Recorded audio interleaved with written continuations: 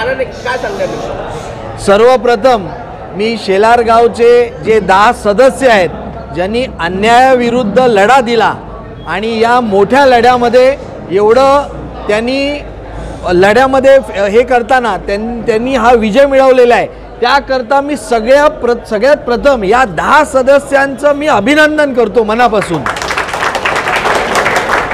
Bharat Ratna doctor Babasaheb Ambedkar यांनी जे संविधान लिहिलं, या संविधानाच्या तरतुदीनुसारच हा विजय त्यांनी मिळवलेला हे सगळ्यात महत्त्वाचं।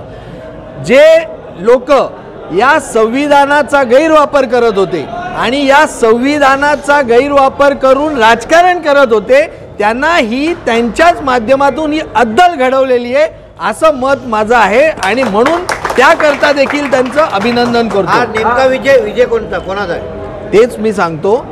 परिवर्तन ह्या नावाने लोकांकडून मतं मागायची, लोकांची दिशाभूल करायची आणि परिवर्तन पाहिजे असे लोकांसमोर जाऊन मतं मागून खोटे प्रचार करून निवडून यायचं।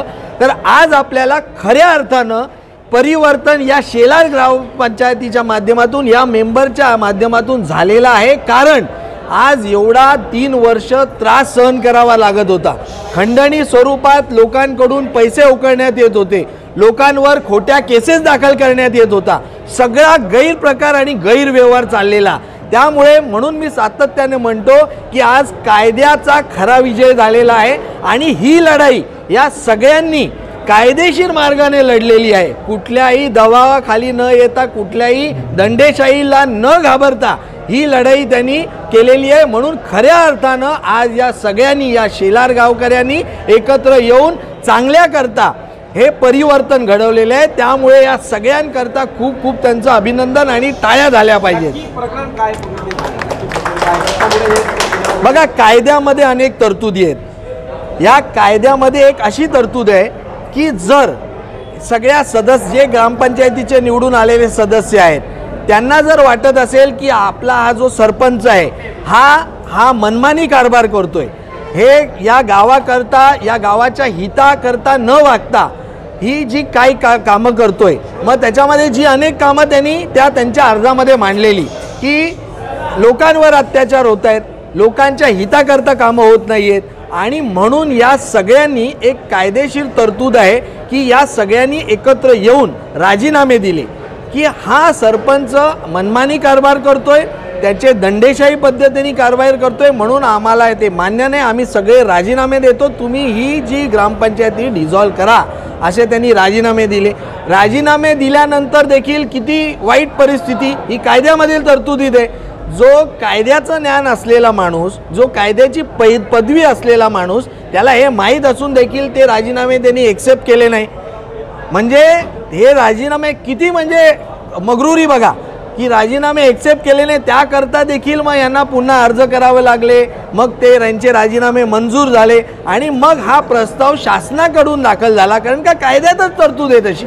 आणि त्या कायदेशीर तरतुदीमध्ये असं आहे की जर बहुतांश मेंबरनी जर राजीनामे दिले तर पूर्ण बॉडी डिझॉल्व होते। त्यामुळे पूर्ण कायदेशीर प्रक्रियाचं पालन करून, म्हणून म्हणतोय संविधानाच्या नावावर खोटेपणा करून जे मतं मागत होते ना, त्यांनाच या संविधानानेच अद्दल घडवलेली आहे आणि म्हणून हे त्यांचं ही प्रक्रिया पूर्ण होऊन आज एक निर्णय चांगला आलेला आहे। हा लोकहिताचा निर्णय आहे, लोकांच्या या विजयाचा निर्णय आणि शेलारकरांच्या विजयाचा हा निर्णय झालेला आहे आणि आज ही जी दंडेशाही चाललेली ही ग्रामपंचायत जे चालवत होते ही बरखास्त झालेली आहे आणि म्हणून हा मी म्हणेन संविधानाचा विजय आणि कायद्याचा विजय झाला।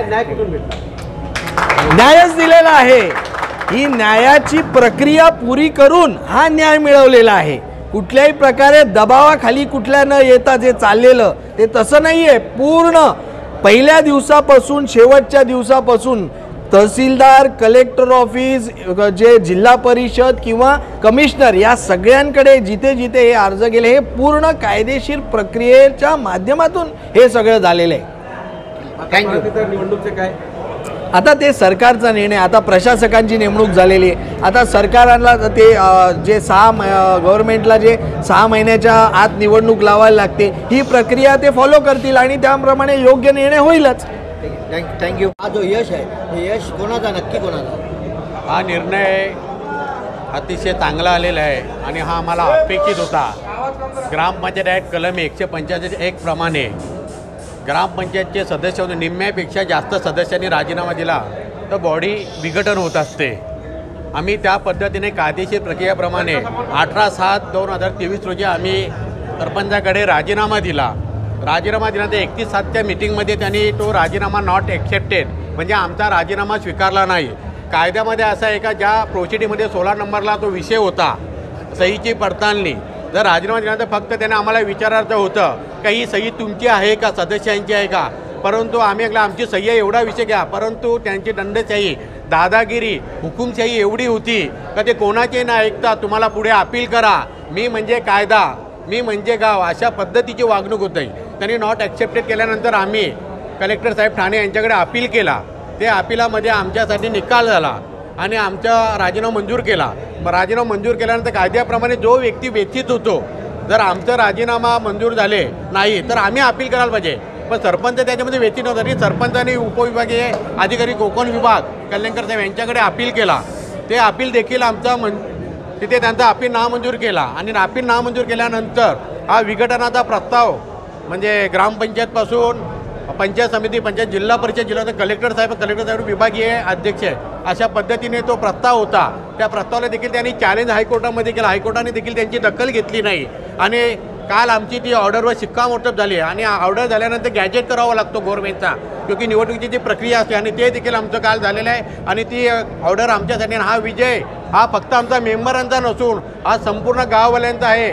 त्यांचा आशीर्वाद, त्यांची प्रेरणा होती म्हणून आम्ही करू शकलो. आज एवढा आम्ही जर एक पाऊल उचलले, आज आम्ही जनतेतून निवडून आलेलो आहे.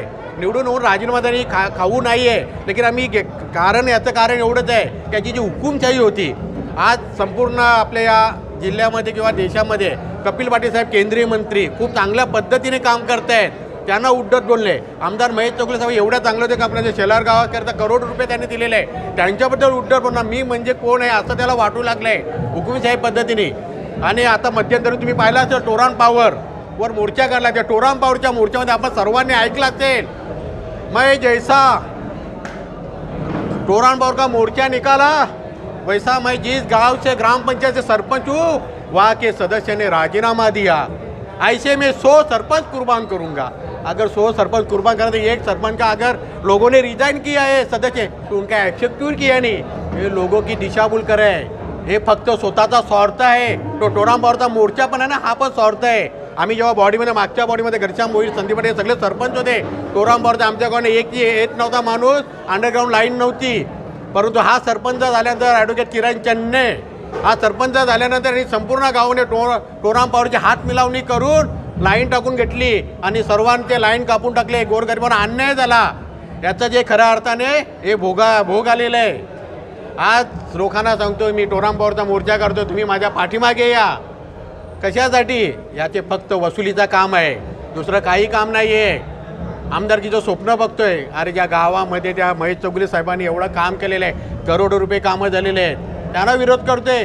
आमच्या ग्राउंडकरता 35 लाख रुपये महेश चौगले साहेबांनी दिले. देखभाल दुरुस्तीचा दाखला लागतो, तो दाखला देत नाही, तो काम करून दिला नाही. आजूबाजूच्या लोकांना चढवण्याची कामं केली. आता जलजीवनमधून आमच्या शेलारगावला 12,500 कोटी कपिल पाटील साहेब केंद्रीय मंत्री आणि महेश चौगले स्टेट गव्हर्नमेंटचे आमदार यांच्या माध्यमातून आले. ते काम होऊन देत नाही का, तर टक्केवारी पाहिजे. शेलारगावला पाण्याची एवढी टंचाई आहे. आज 3 महिन्यापूर्वी हा काम आलेला आहे, पण तो काम होऊन देत नाही का, तर त्याची जोपर्यंत पोली भाजत नाही तोपर्यंत होत नाही. एक कुठे गावामध्ये खड्डा खोदला तर तिथे याची माणसं जातात आणि टोरांवरचे गावात खड्डे मोठे मोठे खोदले, तिथे माणसं झाली नाही. याच्यावर समजून यायचा का ते लागेबंदी झालेली आहे आणि काहीतरी ढकलायचं आहे राजीनामा टोरांवर. काय संबंध टोराम पॉवरचा आमचा? आम्ही टोराम पॉवरला नेहमीच विरोध केलेला, आजही केले ना, उद्याही करणार आहोत. परंतु यांनी काय केले ना, आम्ही कायदेशीर मार्गाने एकदम गेलेलो आहोत. कायदेशीर मार्गाने ऑर्डर झालेला आहे आणि हा विजय आम्ही मेंबर हे निमित्त मात्र आहे. आमच्या मागे आशीर्वाद आहे गावाचे. हा खरा विजय गावकऱ्यांचा.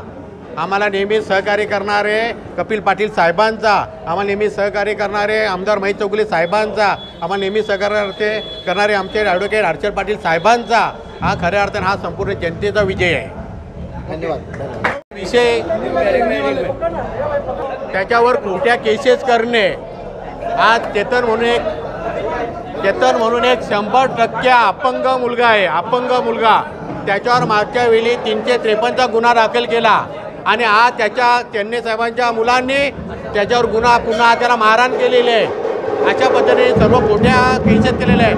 विधवा महिला आहेत त्यांच्यावर खोट्या केसेस केलेल्या आहे. अशा पद्धतीने यांनी कायद्याचा अभ्यास करून वकील असल्याने त्याचा दुरुपयोग केला. ग्रामपंचायतचा कोणी जर केला तर ग्रामपंचायतमधून जाऊन त्यांना नोटीस काढणे ही सर्व त्यांनी कामं केलेली आहेत. म्हणून हा त्यांना धडा शिकवलेला आहे.